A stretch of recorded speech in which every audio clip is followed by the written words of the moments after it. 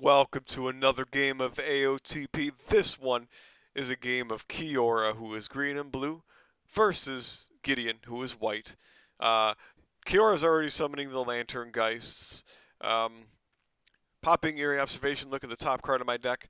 While I can remember this right now, though, I just want to say that I believe the name of this map was called Bad Moon Rising. And if I remember correctly, that is a, it's like a more standard 500-point Heroscape tourney map. And so I will post that in the build description, or in the build instructions in the description down below. You saw the Necro Alchemist get summoned. Anticipate. Each player gets to draw 2 cards. Geist Pirate Apparatus also procs off of that. So the Necro Alchemist gets a charge counter. I pick up Gideon's Phalanx and Blessing thanks to my opponent playing Anticipate. My opponent enchants his Planeswalker with Predatory Strike. While his Planeswalker is on high ground, she basically gets +2 attack instead of +1. Geist Powered Apparatus procs again because of another played spell. And this is my opponent moving Kiora. He started it in the water in the start zone, in the very far corner of the map. Fam, it's time we had a chat. How dare you watch my opponents suffer in battle without subscribing to my channel, all against my will. Subscribe. Do it. I will wait here until you do. Start parenthesis, scripted awkward silence, end parenthesis. Come on. Do it. When you guys decide to tell the YouTube algorithm that I have 100 subs, my sight, hearing, and speaking might miraculously return, and then I can finally begin my ultimate project of working on my color tier list video for AOTP. Don't make me destroy you. So he had to climb out of water and then walk another 3 spaces, I think. Either way, my turn with Gideon. Planes walking forward, ready to destroy Kiora with his total white supremacy and total white domination army.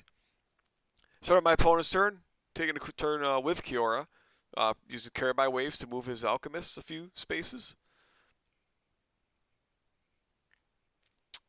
Oh yeah, and flickers the Lantern Geists.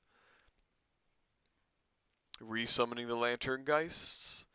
This is mostly to proc Eerie Observation. I shouldn't say mostly. It does proc Eerie Observation as well as repositioning them, which, now that I think about it now, Gideon's on the road, so this is important. I misspoke. The most annoying blue squad of all time, these things are.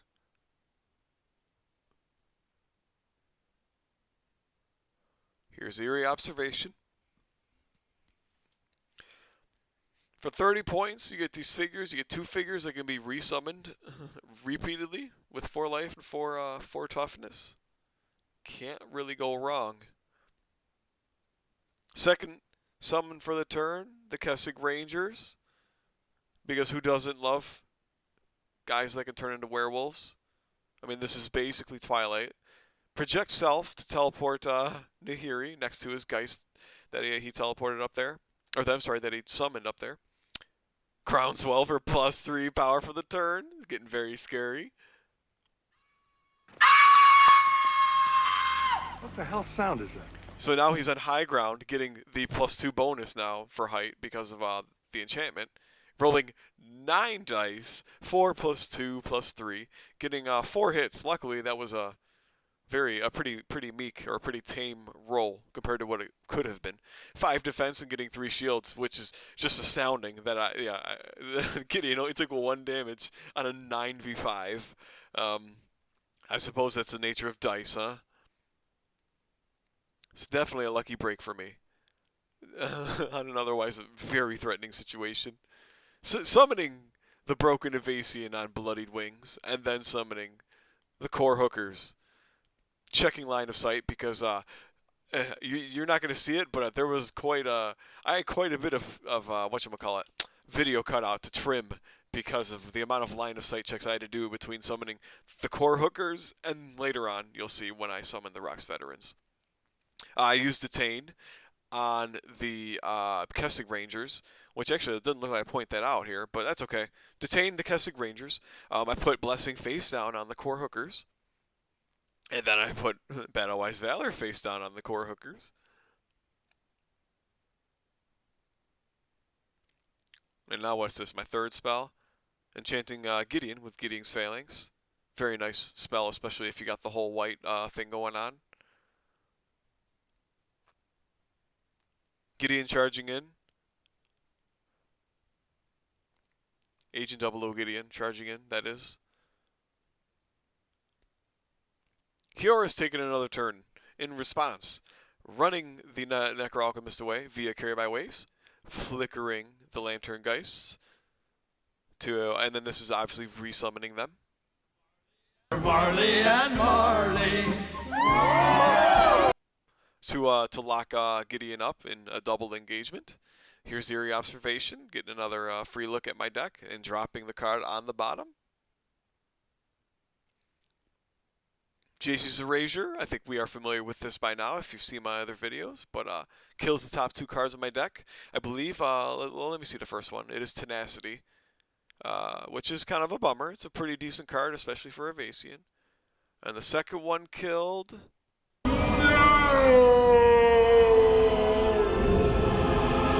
Oh, that's right. It's Inspired Charge. That was a good card. That is a card I definitely sincerely missed having. That was a very, very good kill for my opponent to destroy Inspired Charge with that.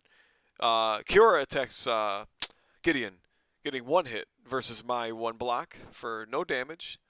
Back to my turn. I pick up Chaplain's Blessing. And now I'm summoning the Rocks Veterans. And again, I thought about a few positions for them, and I just decided to trap the Kessig Rangers. I probably looking back and looking at this, like my opponent's position, I probably, especially knowing he blue project self, I probably should have surrounded Kiora with them. I wonder.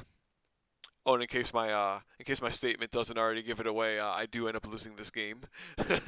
But looking at this right now, I wonder if I should have focused so much on the Kessigs and instead surrounded Kiora, because this was a good opportunity to do so, and I neglected that choice. So I enchant the Rocks Veterans with Divine Favor, giving them +1/+1. I walk Gideon away like a savage animal. I decide to give those 2 Geists the finger. And I take 2 wounds for it, unfortunately. And this puts Gideon, I believe, at 3 wounds. Yeah, I accidentally covered up a wound. So Gideon's at 3 damage. Attacking, what's her face? Attacking what's her face? The Planeswalker Kiora, getting +2 due to Avatar of Justice. But that was a very unfortunate attack roll. Definitely an unfortunate attack roll. Near Death Experience. Much better. Near Death Experience was my backup plan to get the damage off of Gideon after I disengaged. So it had to pay off at this point. All right, my opponent takes another turn with Kiora, Carry by Waves and Flicker. and then resummons them. Resummons. Doom Scrooge, you're doomed for all time. Resummons them adjacent to Gideon again, and then he runs Kiora away. I definitely take the disengage roll here. Get the hit. Put the wound on her. He attacks Gideon with Kiora, getting 3 hits versus my 2 shields. Another damage, so Gideon's back up to 2 damage.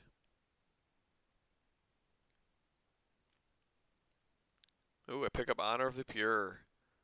Wonderful total white domination card. Honor of the Pure, and put it on the Rocks Veterans. Take the turn with the Rocks Veterans so I can destroy the Kessig Rangers because I do think they are a threat. They're less of a threat now that I'm next to them as I have them, but so I get 2 to 0, putting 2 wounds on that first one. I see a good chance for trample here for sure. So second attack on that same guy. I get 3 hits versus no shields, so that deals 1 damage, and I trample 2 damage over to the Kessig Ranger. So this last Kessig Ranger has 1 HP remaining, has 1 life remaining as of this attack. And my opponent blanks out, and I get 1 hit. Miraculously, I think, yeah, my opponent blanked out on all 6 of his defense dice, and it was exactly enough for me to get the kill.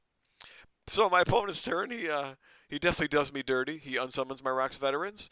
This erases my my 2 enchantments. So Honor of the Pure goes bye-bye, and so does Divine Favor. Unsummon is a very powerful card for 10 points because it kills all the enchantments and removes figures from the battlefield.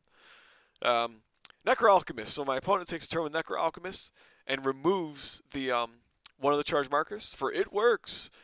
And then he plays Titanic Growth on Necro Alchemist. I'm in danger! And procs Guy's Part of Apparatus to get his charge counter back.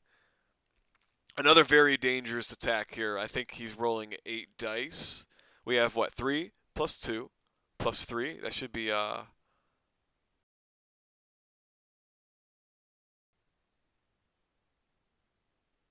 Is that 8 dice? Man, I can't do math. Yes, it is 8 dice. He gets 6 hits. He gets 6 hits, and this is my defense roll. 1 shield. Ooh, that's gonna leave a mark. So we get 5 damage dealt to Gideon. He only needed 4 damage to die, so he is utterly decimated. Necro Alchemist OP. I mean, how did this figure pass play testing? I have no idea. No, but I say that jokingly. I honestly, Titanic Growth is a monstrous card.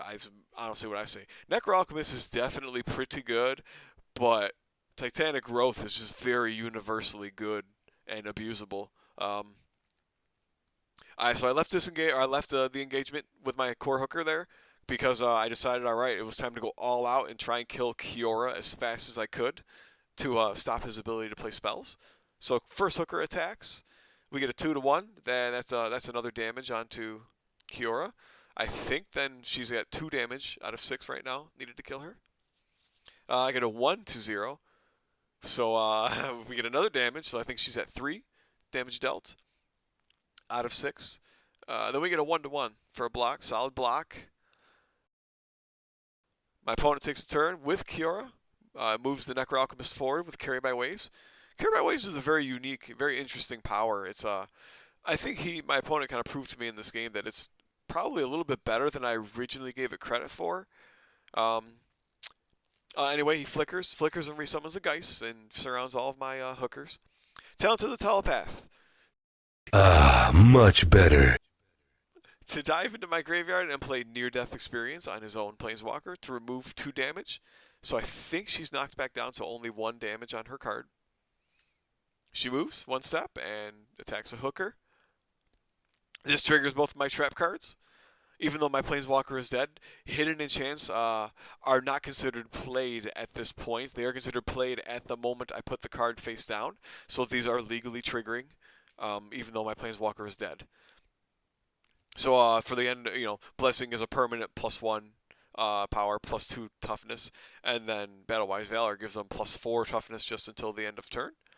So base 2 defense or toughness, +2 more, +4 more, we get 8 defense, and we get an easy block out of that 8 defense.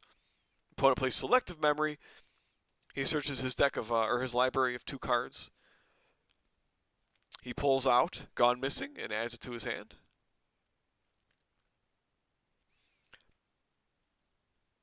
Back to my turn. I'm taking a double disengage with one of my hookers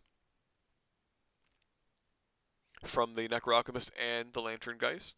We get 1 hit out of 2 disengages there. So I add a wound to her card. And the hookers are all going at Kiora again, because I forget what I said. I think she's at 1 damage right now. So we're trying to get the kill with our now buffed 4 attack instead of 3. 2 hits to 1 shield. We get 1 more damage. Plops back on her.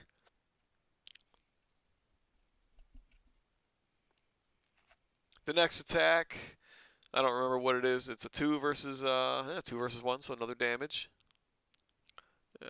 So I think she's at 3 damage total right now. Last attack, we get a 2 versus 0. So we get a grand total of 5 damage. Very, very close. Talent of the Telepath actually played out and saved him because he played my healing. Here's Bountiful Harvest to remove all of my fun and my hope. I didn't do that! I swear. Bountiful Harvest is a very good card. 3 wounds knocked off of Nihiri. Man, 3 wounds knocked off of Kiora. So she's back down to 2 damage. Gone Missing. This allows him to pull 1 card out of his graveyard and put it back into his library. The 1 card he chose was Unsummoned, which is a very good move because I have no Planeswalker to resummon my figures when they get unsummoned. Taking a turn with Necro-Alchemist, he uses It Works to remove a charge counter and give the Necro-Alchemist +2 power for the turn. He shoots the hooker on the far right there, as pointed out. This should be a 5v4. Thanks to Blessing still being there. 2 cross swords versus 4 cross swords, meaning Hooker takes 2 damage. It's a shame I didn't get those 4 cross swords while I was trying to kill Nihiri. Nihiri. While I was trying to kill Kiora. I'm getting all these double-colored figures mixed up. Here I am, killing Kiora again, or attempting to. And I believe that was 1 hit to no shield, so there's another damage. 1 hit to 1 shield, no damage. And here's 2 hits to no shields. So yeah, grand total, I think this does knock Kiora back up to 5 damage. Just close but no cigar, because here he is drawing his Unsummon, and I was really hoping Kiora would die here, but at this point I was like, well, the game is probably sealed. So now I have another set of figures that won't even be destroyed, but instead unsummoned and unable to return to the battlefield at all. So my last remaining figure is Ephesian. We got Flicker. Marley and Marley. My opponent flickers Marley and Marley over to annoy the heck out of my Evasian. And then he moves Kiora. Oh, sorry, he used Carried by Waves. And then he moves Kiora further away, 6 spaces out, to be as far away as possible and still shoot Evasian. We get 2 hits to 3 shields, like a savage, because Evasian is broken. She will not put up with bull crap. Taking my turn, I definitely fly. I take the double disengage. I need to kill Kiora. Get 1 damage. I go for the kill on Kiora. 2 hits. Pretty good looking roll for me. Kiora does have high ground. So she's rolling 5. My opponent's rolling 5 for her, however you want to call it. 3 shields though. Good block, good block. Madness of Angels does 1 damage to Necro-Alchemist. My opponent takes a turn with Necro-Alchemist, uses It Works to remove a charge counter and give him +2 power. Then he plays Earth and Arms to heal that Madness of Angels damage and give the Necro-Alchemist another +2 power. Man, this is flying. And then, therefore, by playing Earth and Arms, it procs Geist-Powered Apparatus and adds that charge counter back. So I believe my opponent just rolled 7 dice and got, I think, 1 hit. And I don't think, I'm pretty sure I blanked out on the defense roll, which is terrible. Fast turn. Wow, that was a lot. Back to my turn. 2 hits again, but unfortunately my opponent gets 3 shields again. Madness of Angels procs and damages the Necro-Alchemist. My opponent takes his turn with Necro Alchemist again. Removes a charge counter for It Works. It works! I'm not sure what that's referencing. Something with Frankenstein or something. I don't know. Something steampunk. He looks kind of steampunky. 2 hits to... I didn't even see my defense roll. Maybe 1 shield? Yeah, it looks like maybe 1 shield. Back to my turn. These turns go very quickly. There's no spells left to be played. So we're just rolling dice at each other, I think, at this point. I'm attacking Kiora, because I'm not stopping until Kiora's dead, because I think at this point I was just in rage mode. So no hits again. Madness of Angels deals a damage to Necro Alchemist. Opponent takes a turn, removes a charge counter for It Works, rolls 2 hits, and I get 3 shields, an obnoxious 3 shields out of 4 dice. Back to my turn. I'm just rolling again for against Kiora. Getting 1 hit. These crappy rolls don't do me any justice in trying to kill Kiora. Madness of Angels puts another wound on Necro Alchemist. My opponent takes a turn with Necro Alchemist. Removes a charge counter for It Works. And rolls another 6 dice.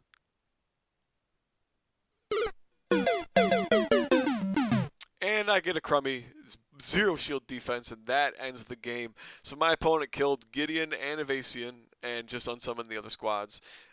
We checked the glyphs. We got healing and toughness +1. We neither of us could touch the glyphs. That may partially be because white is very like close quarters oriented, and it's very hard.